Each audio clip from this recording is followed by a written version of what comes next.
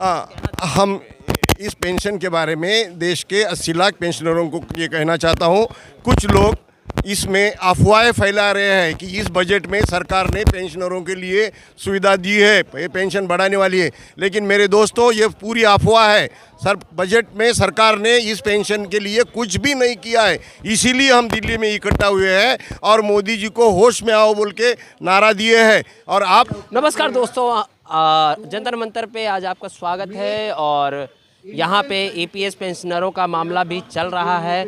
हम इनसे बात करेंगे, इनके जज्बात जानने की कोशिश करेंगे, क्या पूरा मामला है, क्या हम ऐसा चाहते हैं केंद्र सरकार से कि जो लोगों ने ये देश को अपने जागतिक स्पर्धा में ऊंचा किया, जिन लोगों ने रात ड्यूटी का आधी रात पूरी दिन ड्यूटी करके ये देश को आगे बढ़ाने के लिए जो काम किया, जिन्होंने ये सब सुविधा प्राप्त कर दी, यानी देश को आगे बढ़ाने के लिए रात दिन काम करके मेहनत करके ये देश को आगे चलाया, लेकिन वही लोग जो जिसने रात दिन काम करके सब सुविधा ये देश के अंदर बना दी, वो लोग अब खाली पेट से जीते हैं। 1500 रुपये में उनकी बीमारी की गोली भी नहीं आती है, तो वो कैसे जिएंगे। हम ऐसे चाहते हैं गवर्नमेंट से कम हमको जीने के लिए, ज़्यादा तो नहीं लेकिन जीने के लिए हमको 9000 रुपये पेंशन प्लस डीए और हमको आरोग्य सुविधा मिलनी चाहिए और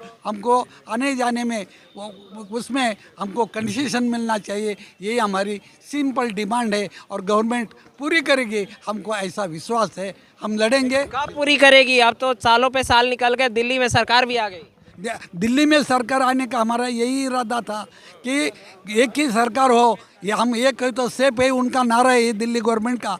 तो हम सब 186 उद्योगों के हम कामगार एकजुट हो गए और एक होके हम गवर्नमेंट से डिमांड करते हैं, विनती करते हैं कि हमारी मांगे पूरी करो। इतनी हमारी विनती है। हम महाराष्ट्र से आए, नासिक जिले से शिवले साहब मेरा नाम है। 9000 मिनिमम पेंशन देना, डीए देना और इन लोगों ने देश को बनाया है, इनका सम्मान बरकरार करने के लिए सरकार को काम करना चाहिए। लेकिन वो समय कब आएगा? लगातार निर्मला सीतारमण से भी आप लोगों को आश्वासन मिल रहा है और मनसुख मंडाविया जी ने भी आप लोगों को आश्वासन दिया, वो वक्त कब आएगा? नहीं, निर्मला सीतारमण और मनसुख मंडाविया हमारी तरफ नहीं देख रहे हैं, कुछ भी नहीं कर रहे हैं। इसलिए हम चाहते हैं कि हम संघर्ष करेंगे, उनका ध्यान आकर्षित करेंगे और हमारी मांगे हम देखे रहेंगे। जब तक हम लड़ते रहेंगे, जब तक संघर्ष कामयाब नहीं होगा। संघर्ष जरूर कामयाब होगा। अभी हम कोई ऐसा एजुटेशन कर रहे हैं जो एजुटेशन पूरी भारत के और होगा और वो होने के बाद गवर्नमेंट को हिलना ही पड़ेगा। उसके बाद ही हमारा संघर्ष समाप्त होगा और हम हमारा हक लेके ही रहेंगे। हम अपना हक लेके ही रहेंगे। भगत सिंह हमारे जो हुए हैं क्रांतिकारी, उनका यही कहना था कि संघर्ष करो, जब तक आप अपनी आवाज़ नहीं उठाओगे तब तक सुनने वाला कोई नहीं है। आवाज़ उठाइए, कोई ना कोई तो अपनी माँ का लाल ऐसा होगा जो अपनी माँ बाप से पैदा हुआ है, वो सुनेगा इस बात को। अंग्रेज हमारे देश के शासक नहीं थे, वो शासकों ने भी क्रांतिकारियों की आवाज़ सुनकर इस देश को छोड़ा। ये तो हमारे देश का ही मालिक है जो हम ही को खा रहा है, अपने देश के वासियों को खा रहा है। ये भी कब तक खाएगा? ये भी एक दिन ख़त्म हो जाएगा। जैसे अंग्रेज चले गए, ये भी किसी दिन चला जाएगा। कब तक ये दबाएगा हम लोगों की आवाज़ को? और हमारे लोगों की आवाज़ ऐसे ही बढ़ती रहेगी। हम संघर्ष से बाज नहीं आएंगे, हमें संघर्ष करना है। ऐसे नालायक और गंदे शासकों के सामने हमें चिल्लाना है, बताना है कि हमारी मांगे नहीं है, ये हमारा हक है। ये देश का चलाने वाला जो है वो कामगार ही होता है। कामगार देश को चलाता है, देश को बनाने वाला कामगार है। इस नेशन की स्ट्रेंथ, किसी भी नेशन की स्ट्रेंथ उस देश का कामगार होता है और इस कामगार को कुछ नहीं मिल रहा। हम यही चाहते हैं कि कोई अच्छा शासक आएगा, वो हमारी डिमांड को ज़रूर सुनेगा, हमारे हकों को मानेगा और हमारी उम्र को देखते हुए हमें उतना खाना देगा कि जो हम महीना भर दो लोग तो खा सकें। यही कहना चाहते हैं हम। हमारे यादव साहब हैं महाराष्ट्र से। क्या क्या मांगे हैं और क्या कुछ देखें यहाँ पे आपने देखा ही है, ईपीएस का मामला चल रहा है और सारे महाराष्ट्र और साउथ से आए हुए हैं। क्या कुछ कहना चाहेंगे? क्या नाम है?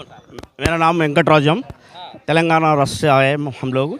ईपीएफ 95 पेंशनर्स के इश्यूज में आया। ईपीएफ पेंशनर्स बहुत सालों से लड़ रहे हैं।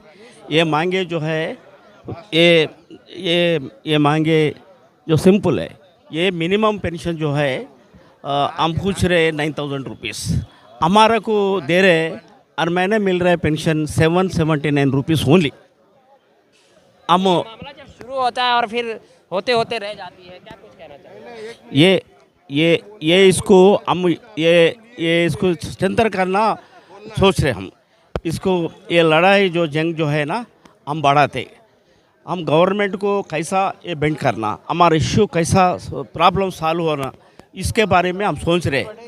इन फ्यूचर ये इसके बारे में हम सोचे ये रेलवे रोकना और ईपीएफ पेंशन ऑफिस में धरना करना, वो अरेस्ट होना और जो है नेशनल हाईवेज जो है वो उसको रास्ता बंद करना, ये सब काम करने के लिए हम ईपीएफ पेंशन जो है पूरा 80 लाख है ये इंडिया के अंदर, ये 80 लाख पूरे लोग अगर आके इस जंग में आ गए तो कैसा भी हम ये प्रॉब्लम सॉल्व होने के ये एक रास्ता मिलता बोल के हम सोच रहे हैं।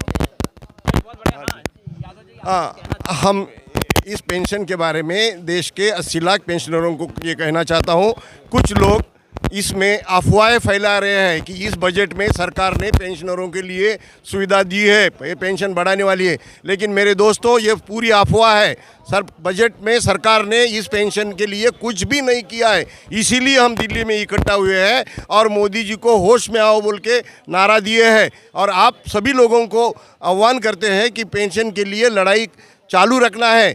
कुछ लोग इसमें अपना नाम होने के लिए कुछ भी अफवाहें फैलाते हैं, जैसा कि बजट में जो प्रोविज़न दिया है वो पेंशनरों के लिए ऐसा बोल रहे हैं, लेकिन मैं आपको अभ्यासपूर्ण तरीके से कहता हूं कि वो जो बजट का प्रोविज़न है वो 1,000 रुपये पेंशन देने के लिए जो कैलकुलेशन में जो लॉस आता है गवर्नमेंट को, वो रिकूपमेंट करने के लिए वो दिया है, वो पेंशन ईपीएस पेंशन बढ़ाने के लिए नहीं है। ये सभी ने ध्यान से सोचना है और अफवाहों पे नहीं जाते हुए पेंशन की लड़ाई अविरत चालू रखनी है। आने वाले दिनों में रेल रोको जैसा आंदोलन करना है, ये यहाँ दिल्ली से ऐलान किया जाता है। सभी लोगों को आह्वान करते हैं कि पेंशन के लिए लड़ाई चालू रखना है। कुछ लोग इसमें अपना नाम होने के लिए कुछ भी अफवाहें फैलाते हैं, जैसा कि बजट में जो प्रोविज़न दिया है वो पेंशनरों के लिए ऐसा बोल रहे हैं, लेकिन मैं आपको अभ्यासपूर्ण तरीके से कहता हूं कि वो जो बजट का प्रोविज़न है वो 1,000 रुपये पेंशन देने के लिए जो कैलकुलेशन में जो लॉस आता है गवर्नमेंट को, वो रिकूपमेंट करने के लिए वो दिया है, वो पेंशन ईपीएस पेंशन बढ़ाने के लिए नहीं है। ये सभी ने ध्यान से सोचना है और अफवाहों पे नहीं जाते हुए पेंशन की लड़ाई अविरत चालू रखनी है।